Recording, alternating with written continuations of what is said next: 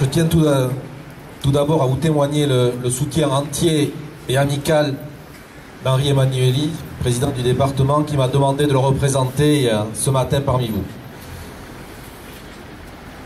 Vous avez dû lire tous que dès l'annonce de cette manifestation honteuse programmée ce matin par le Front National, il avait réagi pour s'opposer bien sûr à cette manifestation et pour témoigner de la volonté du département d'accueillir les réfugiés qui nous viennent donc de Calais.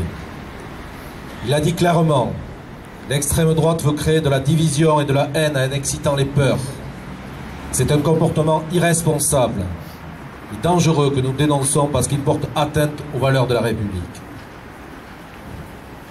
Fort heureusement, l'extrême droite a depuis battu en retraite et c'est fort bien pour la dignité et l'honneur des Landes et de la démocratie.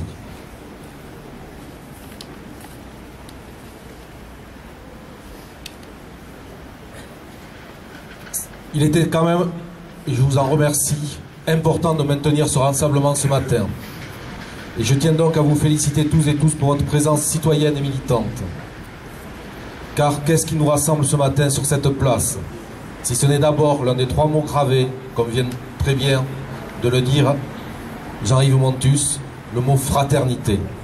Car il s'agit bien de cela, cette fraternité que nous devons envers ces réfugiés. Faudrait-il, comme l'aboie l'extrême droite, mais aussi une bonne partie non négligeable, et c'est regrettable, de la droite, qu'ils n'hésitent pas une seconde à lui emboîter le pas, faudrait-il leur claquer la porte au nez, les refouler, les empêcher de trouver refuge? Alors je m'interroge, sont-ils sourds, aveugles, ont-ils détruit tout sentiment de compassion, de bienveillance? Jeudi, l'Europe remettait le prix Sakharov à deux jeunes femmes yézidis, rescapées de l'État islamique en Irak. N'ont-ils pas entendu leur terrible calvaire avec viol et esclavage sexuel à la clé? N'ont-ils pas vu les images cauchemardesques de ces parents sortant des maisons pulvérisées par les bombes, les corps sans vie de leurs enfants à Alep? N'ont-ils jamais entendu ces jeunes Éthiopiens enrôlés de force et à vie dans l'armée ou les milices de la mort? N'ont-ils pas vu ces reportages suivant des familles hagardes le long des grillages entre la Grèce et la Macédoine? N'ont-ils aucun sentiment face aux 3600 enfants, femmes et hommes qui se sont noyés depuis le début de l'année? Voilà pourquoi toutes ces personnes ont abandonné leur maison, leur ville ou village, leur pays et leur vie d'avant. Voilà pourquoi ils nous demandent refuge et asile. Voilà pourquoi ils espèrent en nous. Il faut le dire avec force, tous ceux qui cherchent dans ce pays à entraver le chemin des réfugiés sont une honte pour notre République, une honte pour la France et l'Europe et une insulte pour l'humanité. Voilà aussi pourquoi Henri Emmanuelli, dans son appel, affirme sans détour: l'État, les collectivités locales et les associations sont dans leur rôle quand ils accueillent et accompagnent ces réfugiés et demandeurs d'asile. Oui, nous sommes dans notre devoir moral. Oui, nous sommes dans nos valeurs politiques. Oui, nous sommes dans notre rôle en tant que collectivité.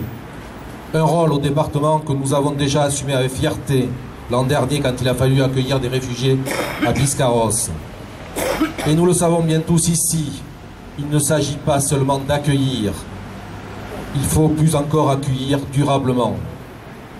Nous y avons pris notre part et nous le ferons bien évidemment cette fois encore. Aux côtés de l'État, des collectivités et des associations, nous apporterons notre aide, l'accès au logement, l'aide alimentaire, la scolarisation des enfants et l'accompagnement des réfugiés dans leurs différentes démarches d'intégration. Et je n'oublie pas bien sûr les enfants mineurs, étrangers isolés dont le sort relève de notre compétence.